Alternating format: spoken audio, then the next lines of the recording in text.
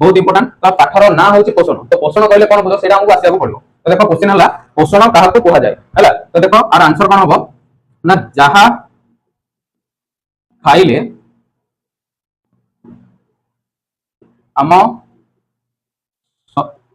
शरीर को शक्ति मिले ताको पोषण कह जाए है। जहाँ खाइले आम शरीर को शक्ति मिले ताको कौन कहवा पोषण बोली कहवा है।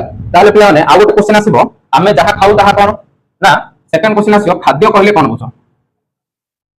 खाद्य कहले कौन बुझ है। खाद्य कहले कौन बुझ ना जो जिनिस रो आम शरीर को शक्ति मिलता है माने पोषण आउ खाद्य प्राय सिमिलर है। तो देखो आर आंसर होची क्वेश्चन मन खाद्य कहले कौन बुझ।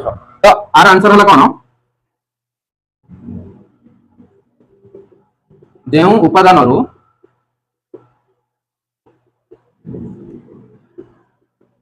आमको शक्ति मिली थाए ताहाको खाद्य कह जाए।